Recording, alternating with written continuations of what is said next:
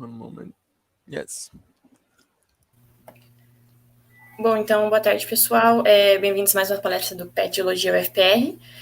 No assunto de hoje, vamos aprender um pouco mais sobre a atividade do Vulcão Cumbre Vieja.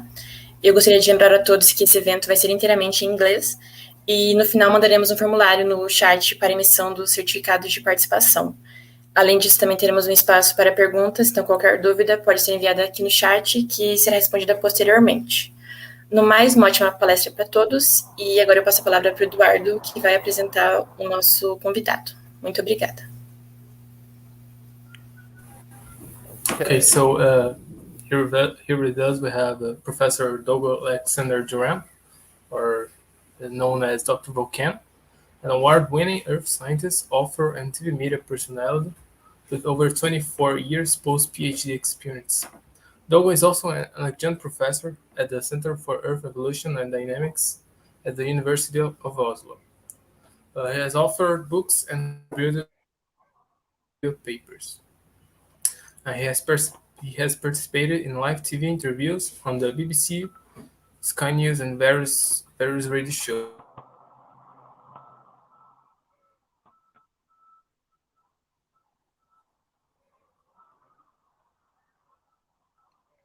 Okay.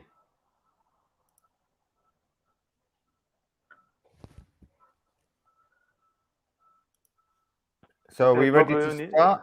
Everything okay? Yes, Dougal, please start. Okay, good. I shall share my screen and start my talk. First of all, thank you very much for inviting me. And hopefully, if I press the right buttons, you can see this screen. Is that good? Perfect, Dougal. Excellent, excellent. So what I want to do today is talk a little bit about the current eruption that is happening at La Palma. And I was very fortunate to be able to get to go and see the eruption. So I'll show you hopefully some nice, exciting video footage of the eruption happening. But also we are starting some research projects on the eruption. So I'll talk a little bit about that. I guess before I go into the detail, I thought it would be useful to introduce myself a little bit more. I have a company called Dougal Earth, which I run, but I am also a 20% researcher at the University of Oslo, working in a center called the Center for Evolution, for Earth Evolution and Dynamics in the University of Oslo. I also work a lot with industry and with the media. And as you can see, I've written a number of books, a couple of which have been translated into Portuguese. My Field Guide to Igneous Rocks book and my Introducing Volcanology book, which Breno, my friend and colleague, translated for me. So that was just a little brief background of myself.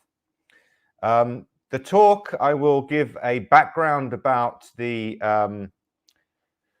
Canary Islands and La Palma.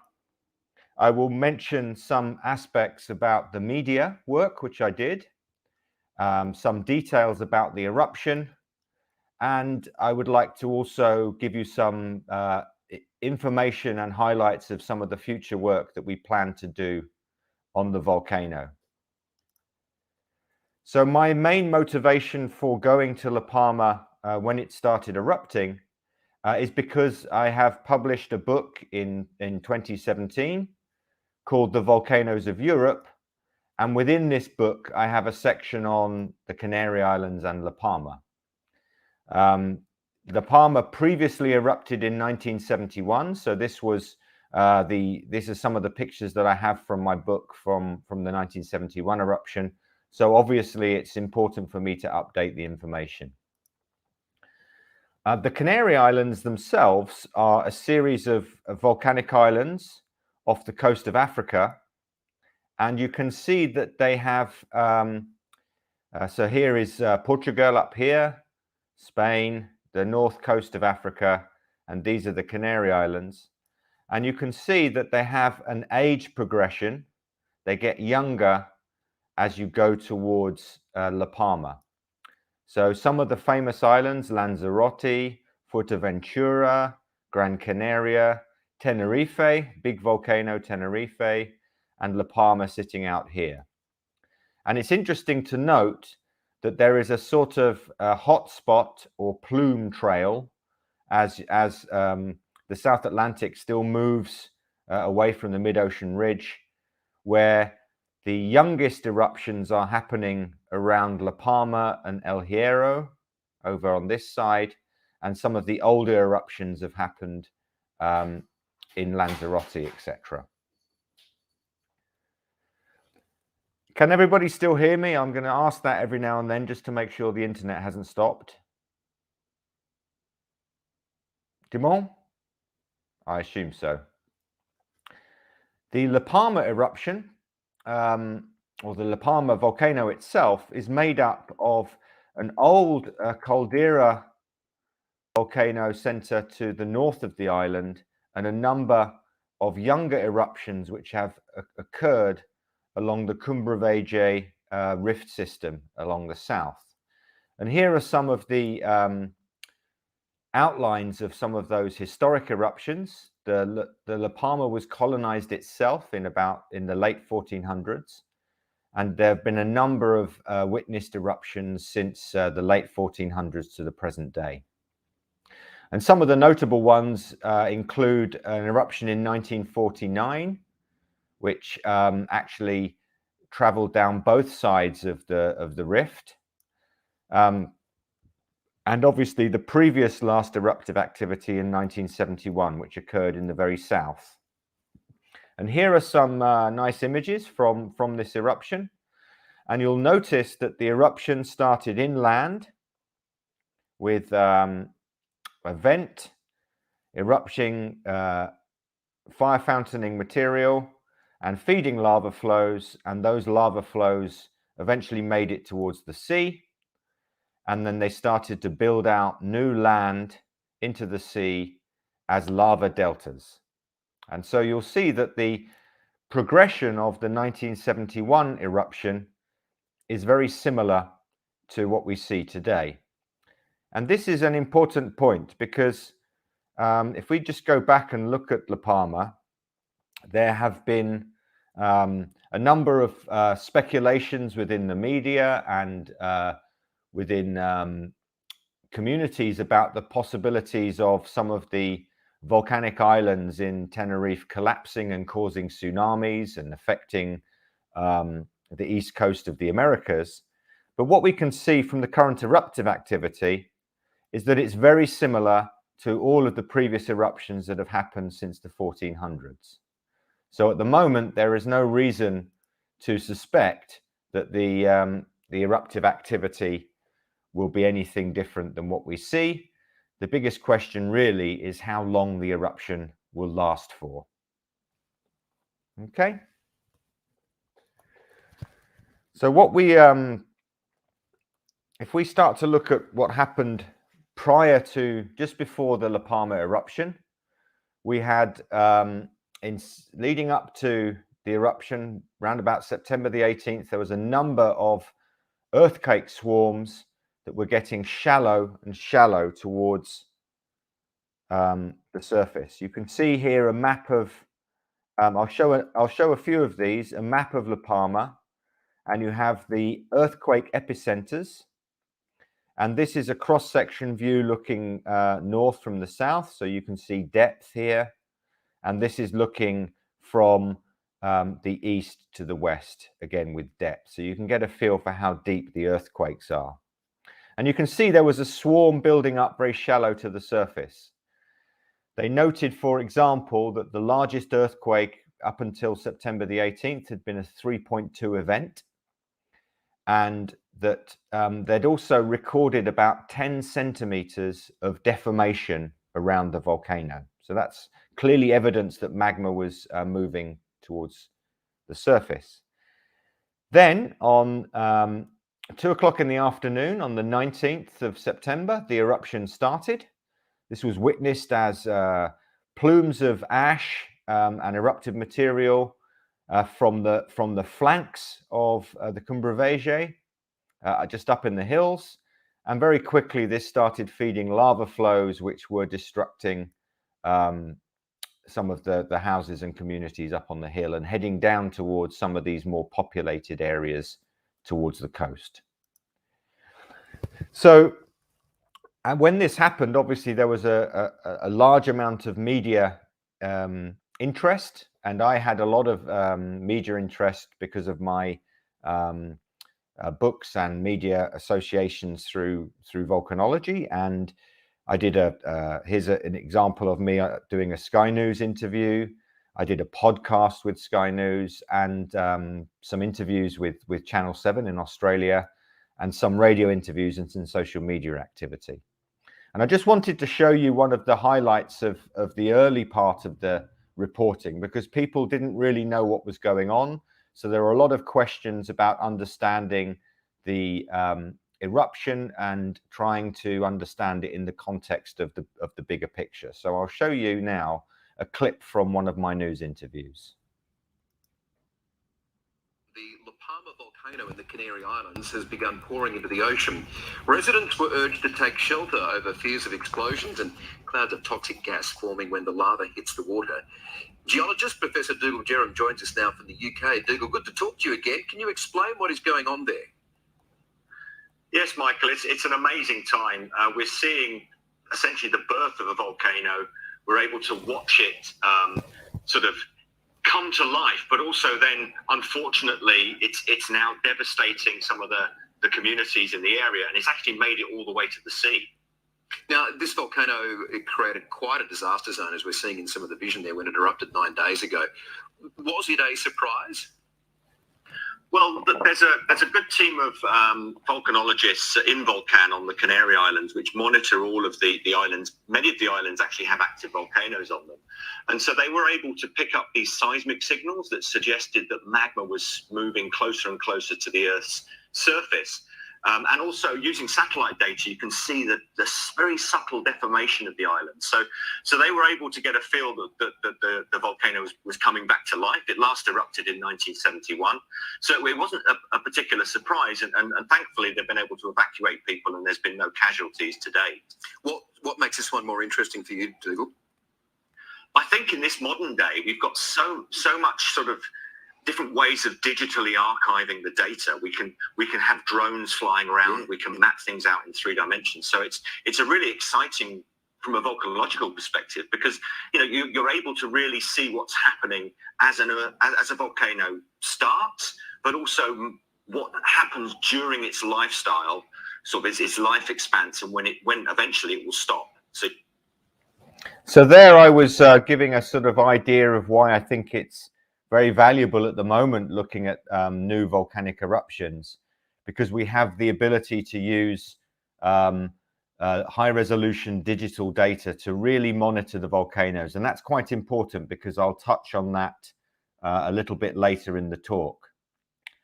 So I won't show the rest of that video. This video is available on YouTube, so I can pass on Fabio with the links so that you can watch the full videos. So on the 10th to the 13th of October this year, I was able to fly from the UK to go and see the volcano. And interestingly, as we flew past La Palma before we landed in Tenerife, you could even see the volcanic plume. You can just about make out the volcanic plume of ash coming from La Palma. That's the north of the island, the caldera up here, and that's Cumbre Vieja, the south of the island, and you can see the eruption plume from the plane. Also got some lovely views of Tenerife, which was quite nice. And when I arrived, this was what I saw pretty much out of the window of where I was staying. There was a large cone had built up over the preceding days, and this was erupting huge plumes of ash clouds. Sometimes those ash clouds were cancelling the airport, depending on the way the wind blew. And it was really quite spectacular. We moved closer, and this is where we have the police guard stopping anyone going any further. So that's the perimeter. And you can see that in a very short time, a fairly large volcanic cone has formed, and this cone is erupting and feeding lavas down the hill. So this is a video view from when we first arrived.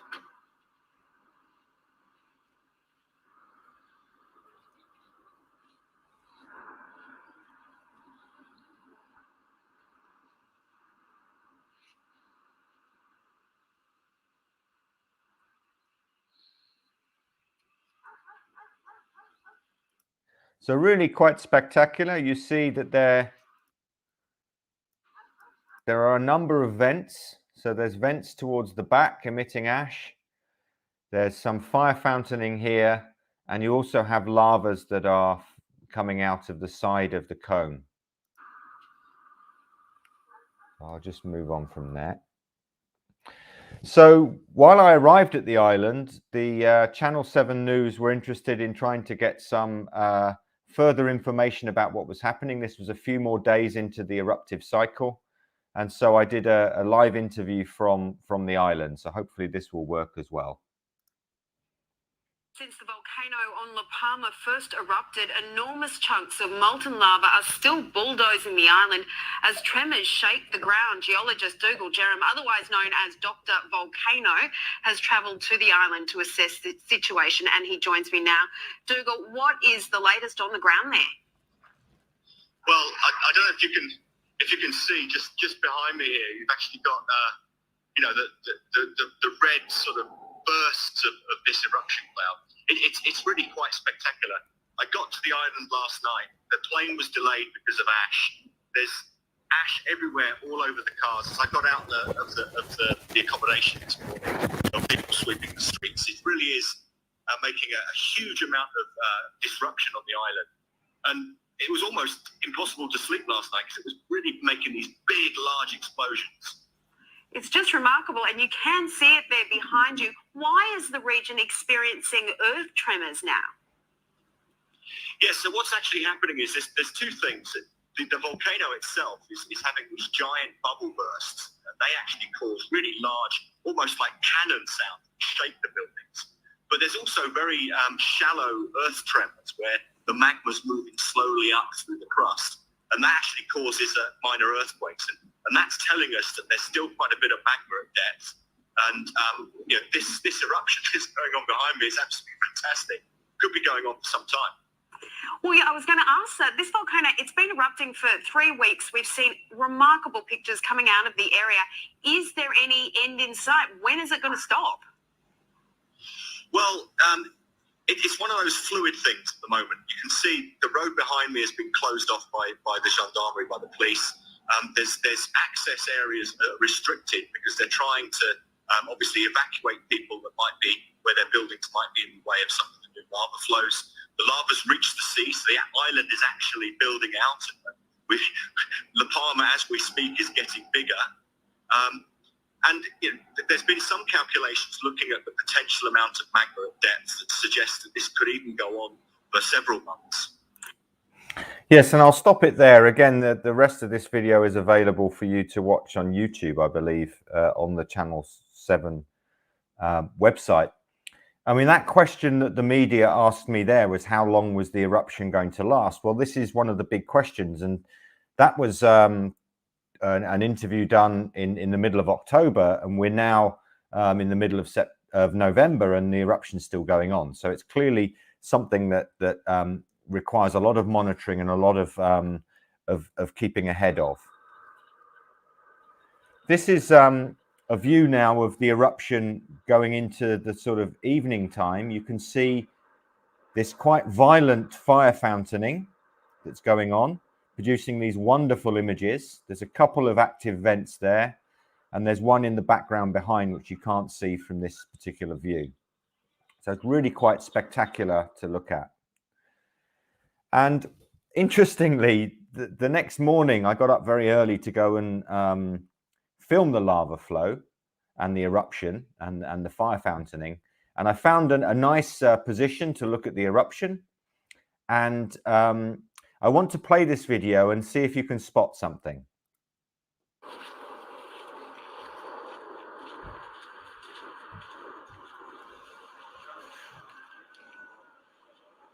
Now, I don't know if you managed to see that, so I'll do it again.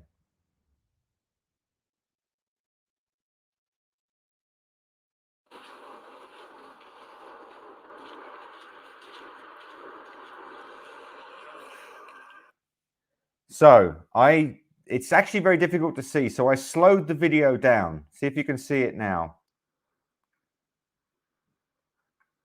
There. I'll just play that again. So this is the slowed down video. Wow. And so I took the video to pieces and took out the stills, and I managed to get this picture. So this is a electric storm, a lightning storm that's happening within the ash cloud. There's lots of water vapor, there's lots of friction, and you often get lightning. You normally get it associated with much more explosive volcanoes. So it's quite unusual to get a lightning strike within this type of volcano, which is a lot more basaltic in its composition. But I was really pleased to have been able to see that. At the time, I didn't even know it had happened. I didn't even see it because I was too busy trying to use the camera, etc. So quite exciting. So here's that fire fountaining, just a nice example. You can see it's ejecting a lot of scoria and a lot of ash, but it's also feeding these lava flows. And the lava flows themselves are moving down the mountain. And this is the real hazard at the moment, is that the lava flows will cover anything in their path. So here's a more distal view in the early evening. You can see groups of people standing on top of buildings.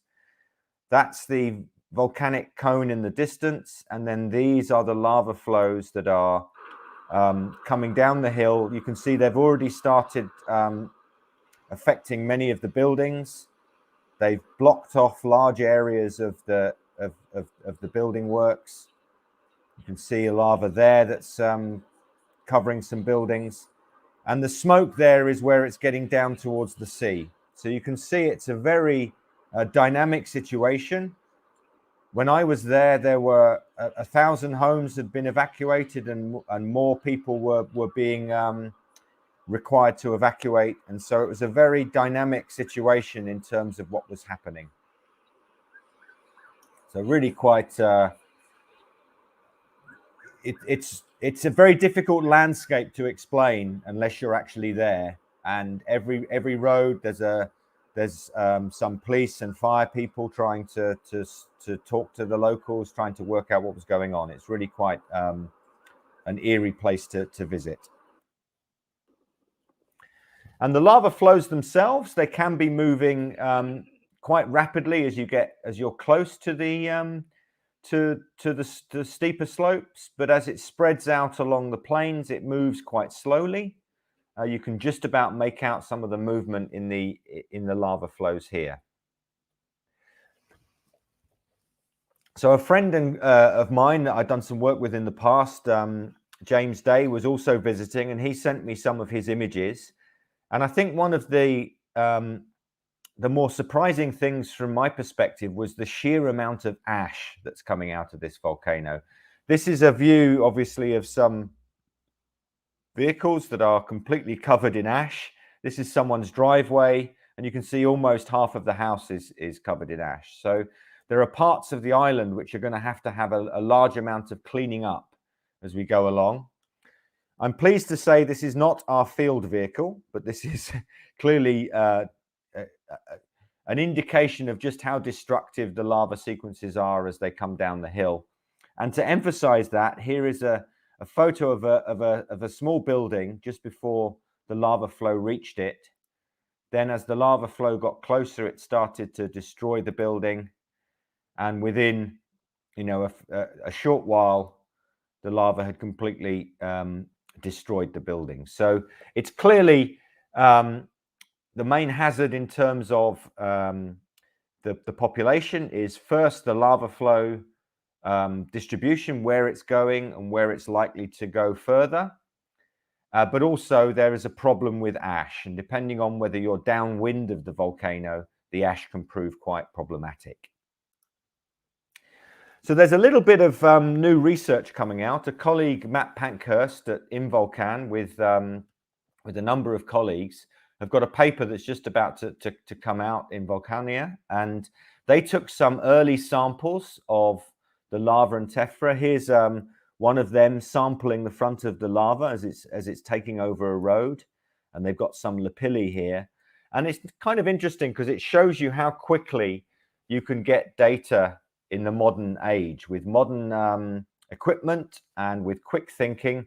Here they have, I'm sure many of you are familiar with some of these ChemScan maps, where we do a sort of chemical map of the rocks, and you can see that it picks out some plagioclase, it picks out some olivines, some titanomagnetite, some K-felspar, etc. So it's quite a quick way of being able to get a chemical analysis or distribution of the different minerals, for example.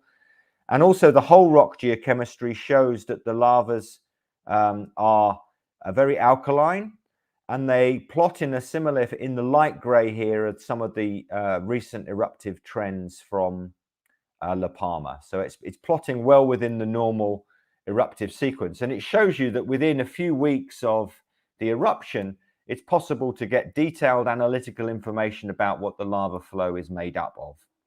And that's quite important, because going forward, if the eruption was to last for another few months, we might be able to see if there's a progression. For example, does the lava change in its chemical composition as the eruption carries on, or does it stay the same, for example? So that's quite exciting stuff, so look out for that.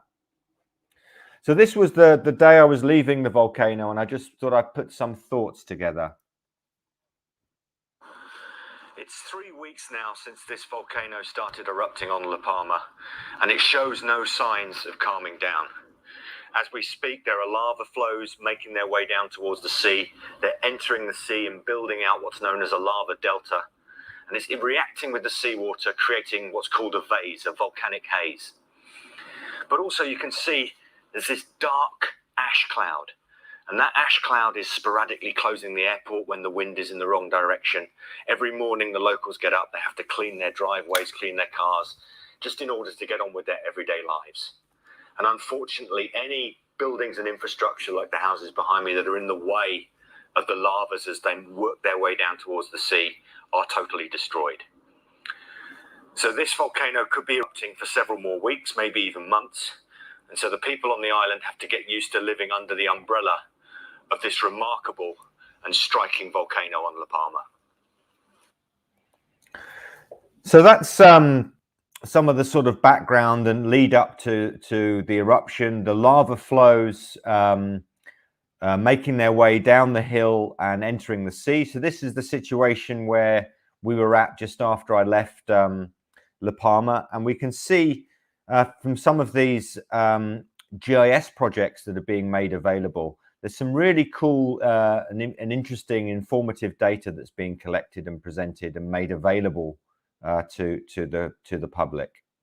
So this is the lava flow early on, reaching the sea, and then this is the extent sometime later. You can see the lava flows are now branching and taking out new buildings.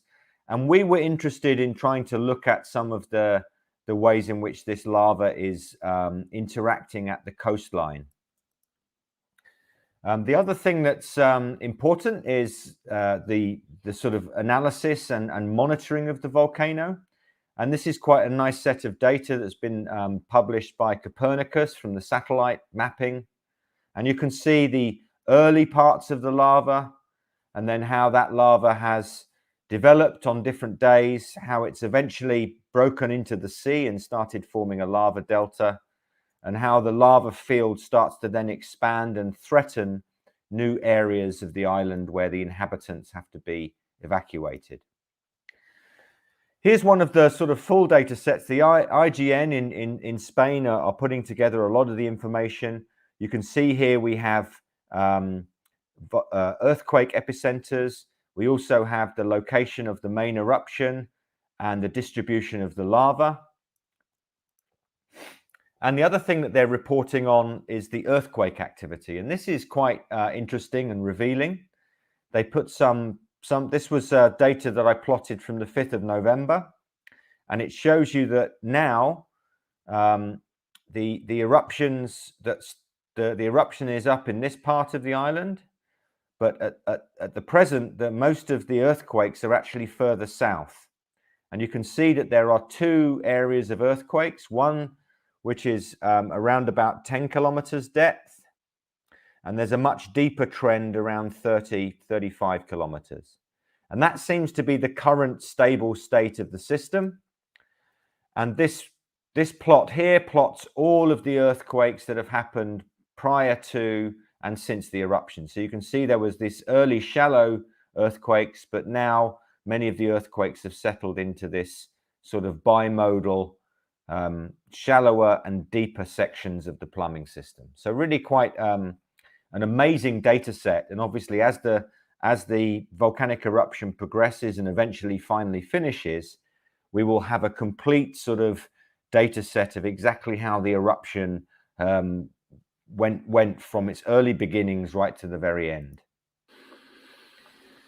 So some of the future work that we'd like to do is to look at this transition from the coast into the sea, so this lava delta. And you can see from this video, courtesy of Volcano, that you can see the steaming lava there at the edge of the sea. There's a close-up video here. So this is the lava flow building out a delta and entering the sea. And one of the reasons why we are interested in this is we've been working for many years now on looking at data in the offshore areas, North Atlantic and South Atlantic, where we have in seismic and in many examples, we can image lava flows that create lava deltas from some paleo shoreline system. And so we're interested in trying to understand this transition from subaerial eruptions, like here, feeding lava flows, which reach a coastline and then start to interact with that seawater and build out these lava deltas. And obviously the eruption that's happening at La Palma at present is a very good modern day analog of this particular style of system. So I'll show you some of the evidence we have in the geological record of some of these deposits, and then we'll come back to some of the new data that we're collecting. So this is a section from West Greenland. It's about 700 meters in height. And you can see at the top, we have lava flows, horizontal lava flows, and each of these flows comes along and then starts to build out a lava delta in what was originally a paleo water body. Okay, and so we have this transition preserved from subaerial lava into subaqueous lava delta. And when we look closely at these deposits, these are made up of fragmented volcanic rocks, which we call hyaloclastites. They're very glassy, and they're made up of primary broken up and quenched material from the lava flows, which have cascaded down as a sediment delta building out into the water. As I said, we have also been looking at these deposits in the offshore setting, and here's a nice 3D seismic example from the Norwegian margin. You can see an escarpment. We have, on the top of the escarpment, we have lava flows that are subaerial, and you can map them out in the 3D seismic, all these different lava flows. The lava flows come along, they reach this paleo escarpment, this paleo shoreline, and they start to build out these lava deltas. And when we look at this data in cross-section, we see a very similar picture to what we see in Greenland, where we have lava flows entering the sea and then forming these lava deltas. So if I go back to the previous picture, you can see very much a similar style of morphology, lava flows at the top, then building out as deltas. So it's really quite an extraordinary data set. So I've been working with colleagues at the Volcanic Basins Petroleum Research, Sverre Planker and John Millett and others. And we've also been embarking on a recent IODP drilling campaign, which only stopped last month, and they're now collating the data and will be working on it soon. And there's a number of wells which have been drilled, but there's also some existing wells which actually penetrate into these lava delta sequences. So we actually even have cored examples of these hyaloclastite lava deltas. So we have a lot of information in the offshore ancient rock record for the presence of these types of deposits. So the La Palma volcano gives us an ideal opportunity to examine this further and to do some really cool science. So we contacted a drone company that runs out of Tenerife called Data Drone. And along with colleagues in Volcan, myself and VBPR put together a strategy to start acquiring a 3D geological model of the lava delta. So here's a lovely picture from the drone. You can see the eruptive center in the background, the lava flows coming down the side of the island. And then this is the main lava delta entering the sea. And you can also see a new lava flow that's starting to cascade down the side of the cliff and may start to form a new lava delta on this side of the area. So here are a couple of images from the drone. These are the standard RGB colors. The drone pilots were situated over here, and they were flying the drones to map out the lava delta in 3 dimensions. But as I say, you can pick out some of the red lava here. When they arrived, a new lava flow had started to cascade down the front of the cliff face and start to form a flow that's about to enter the sea. So this was really exciting. The timing was really quite spectacular. So here's just a short drone video in RGB of the lava delta, but you can also see this new lava flow coming down the hill. So it's really quite impressive. Lava is cascading over from what are banana plantations on the edge of this cliff. They're destroying the banana plantations, and they're cascading down, and they start to form a sort of scree at the base of the system. You can see the older system did this early on and then started to build a lava delta out into the sea. So that's the transition zone that we want to try and characterize and understand. The beauty of our drone data is that we are also collecting thermal drone data.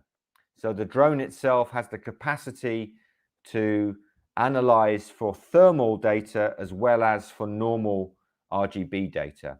And so I'll show you a quick video of the thermal data, which is even more revealing. If you look at this image now, and you can't really see which areas are hot and which areas are not, in the next drone images, all of the light colors and white colors are very hot areas. So have a look at this.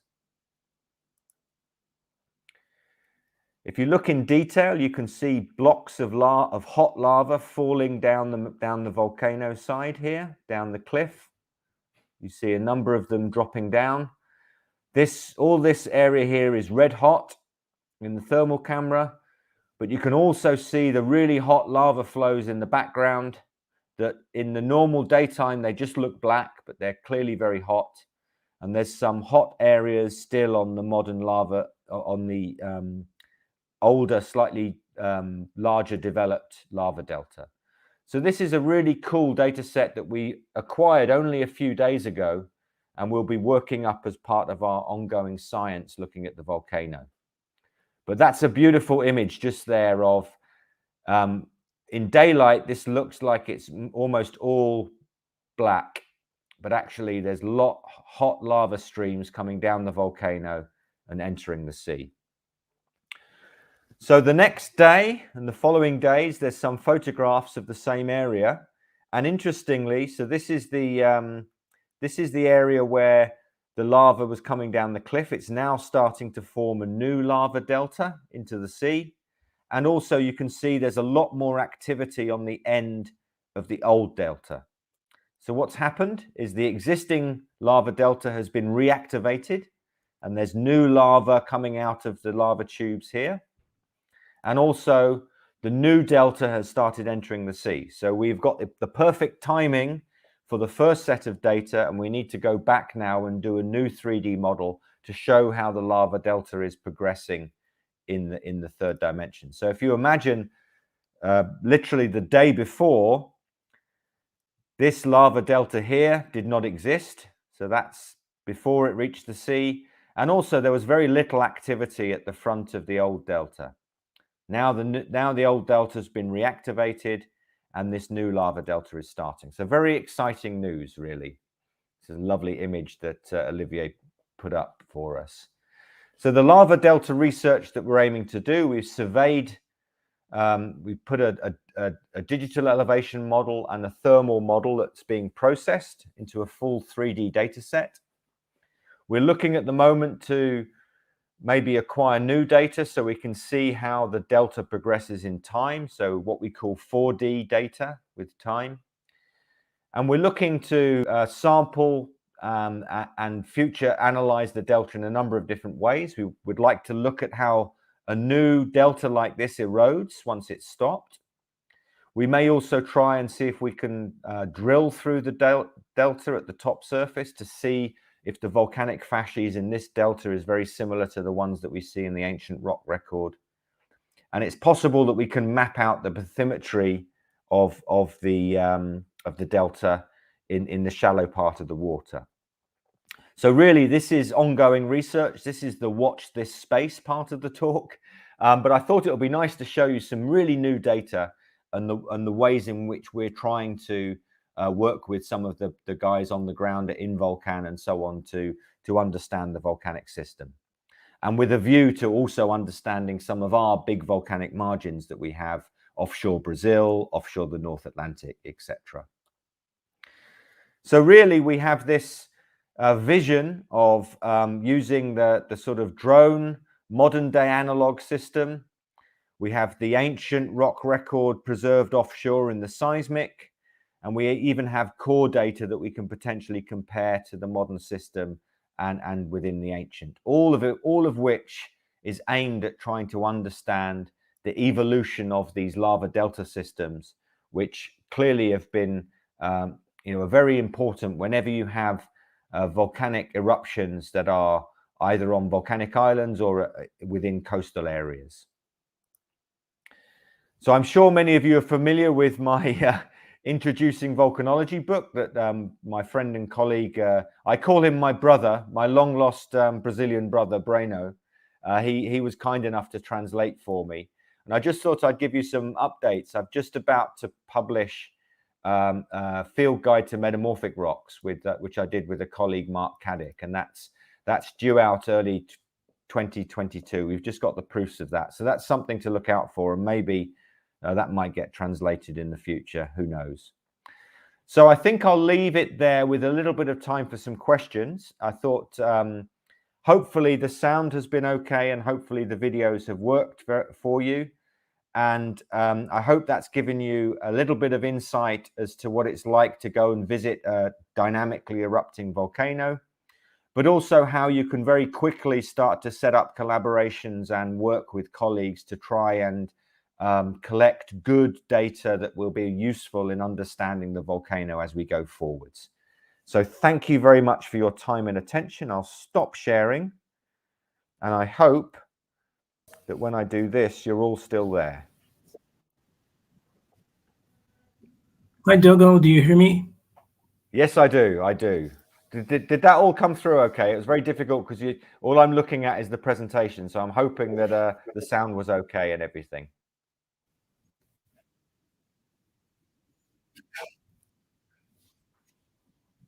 Yeah, the presentation was okay. So we've only got one question here from Pedro Moreira. Hello, is the volcanic activity related?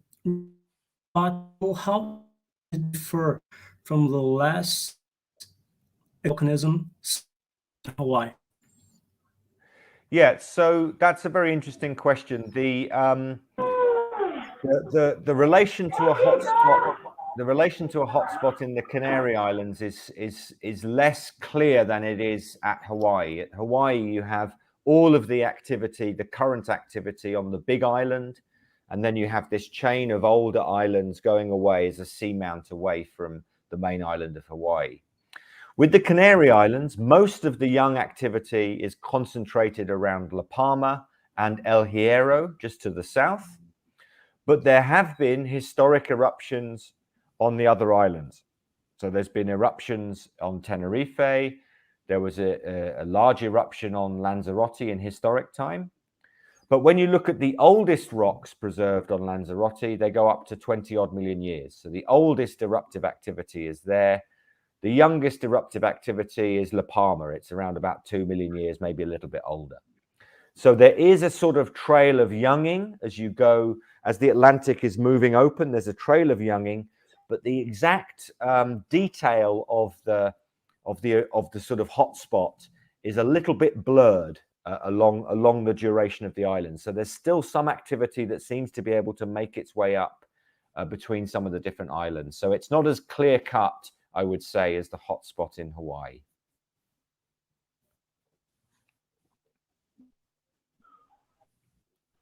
Okay, perfect. I have time. We have time to one or two questions. Have more questions about? No problem, because we have a new record in a channel. So that was the only question we had. Have more questions, Mateus? So I would like to thank you.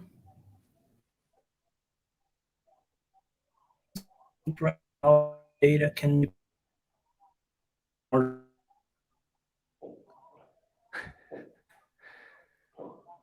This is where modern technology fails us. What kind of... Ah, right, that's better. How you can estimate the duration of the ongoing eruption. What kind of data can we look for? Yes, this is a very good question. It's probably easier to type your questions out because the some of the internet collections are a little bit slow.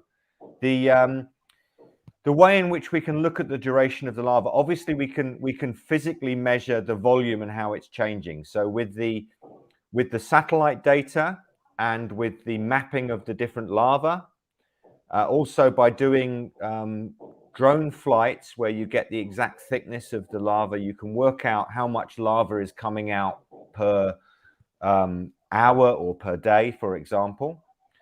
Obviously, the remote sensing data, like the seismic data, gives us an indication of if the plumbing is still active at depth. And this is where we're now trying to put together the types of data that for future eruptions will be very, very helpful. Because at the moment, we still have active seismic data at depth. So it suggests the system is still quite active. And obviously, on a daily basis, we can map out how much lava is coming out of the volcano. So we have that data in real time. What we don't know is what are going to be the seismic signals or the signals at the volcano when it starts to stop. And we'll only really know that when it actually stops. And historically, these eruptions last for anything from a month to a year or so. So it could be going on for several more months, but it could also equally stop in the next few days. We don't know. But when it does, we'll actually have a complete data set of high resolution topographic changes. So we get real volumes of the actual material that came out of the volcano, as well as coupled with that, a data set of how the earthquakes feeding the volcano happened at depth. And that will be really powerful because we'll be able to look back and see whether there are any key changes within those signals that give us an indication as to whether the lava was going to slow down or speed up as we go through that whole process. So I think a lot of the data is being collected, but will need to be looked at to see whether do we have periods during the eruption where we have lots of earthquakes and then a short while later we have an increase in volume of lava coming out. This is the type of data we should be able to get, but I think it will take us some days and weeks and months to really get to grips with that. So it's a very good question, but I think it is, as you say in that question, truly impressive how quick and how much useful information is being made available to not only the scientists but also the general public. I mean, the authorities have been very good at producing maps and providing information so people can keep a feel for what's happening at the volcano. Dougal, I never seen before lava delta so beautiful, so fresh. I think wonderful. I have one question, please. I seen in slides the geochemical compositions and just alkali, basalt alkali, no, and the size, the volume of the lava is biggest. Do you think it's possible there is more types or more variation in geochemistry, the rocks, or no, just alkali rocks? Well, that's a good question, and obviously when you look over the different islands, there's actually quite a variety of different chemical compositions, and there's also quite a lot of evolved eruptive activity, and there is some on La Palma as well. And I think what will be interesting is to see whether the chemistry changes as the eruption continues. So that paper I showed you that's just about to come out was very early on, and they've been constantly sampling and constantly sort of analyzing to build up that data set to see whether there is some sort of change in the composition as the eruption continues. Does it get more basic? Does it get more evolved? Is there some change? I think what's interesting is that at the moment, the chemistry looks very similar to the previous eruption history. So in terms of the petrology, it suggests fairly low volume melts because your alkalines are quite enhanced in a relative sense. So these are low volume mantle melts. So again, it's a potential plume, but it's not a particularly strong one, I would say. So again, it's not like we're getting very large melt signatures like we see in Hawaii. We're getting much smaller melt signatures.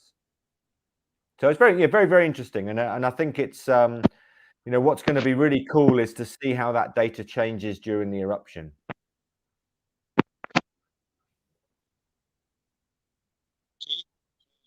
Thank you. Dougal, yeah, so you are the man. Giordano has a question. How you and your team utilize the data to model the delta growth in 3D? Yeah, so what we do is we'll produce a 3D topographic model from the drone overlapping drone images and produce a fairly high resolution 3D data. And then if we're able to go back and survey again, we can produce another 3D model and compare those two 3D models to see how much the lava delta has changed in time. So the idea is to do that. And then the other thing we wanted to do was to see what was happening thermally on the top of the lava delta and where it reaches the sea. Because in many situations, the lava delta itself is not being fed by an open lava flow. It is being fed through a tube. So the crust of the delta has cooled enough that the lava is now flowing underground through tubes, getting to the coast and then building out from there.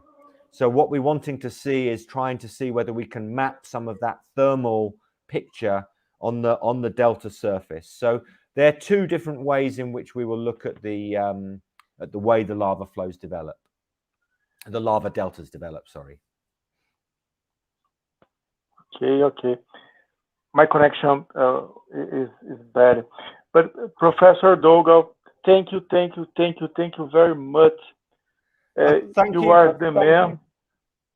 Thank you guys for thank you guys for the invitation, and I hope to be back in person in Brazil with a caipirinha not too long distance time from now. But also it'll be nice to catch up with one or two of you guys to talk some research projects in Brazil. Be good. You are very welcome in Geology UFPR. What you do need, please trust in Geology UFPR. Yeah, so maybe when I come over next time, I can come and give a talk in person. That would be nice. Yeah. Heloísa, please. And the lectures. Eduardo.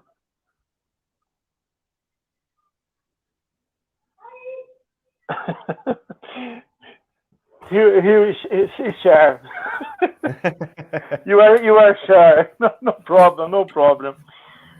Well, so thank you again for Professor for giving this amazing lecture for all of us. And if you look at the comments, who's watching, there's a link for the certificates for watching the lecture. And now after all this knowledge has been passed for us, we end this lecture. And thank you everyone who's watching. Thank you again for Professor. No problem, and hopefully see you again soon. If you've got any further questions, do feed them through Fabio or what have you, and I'll see if I can be of any help. All the best, everybody. Thank you. Bye. Ciao, ciao. Bye, Dougal. See you.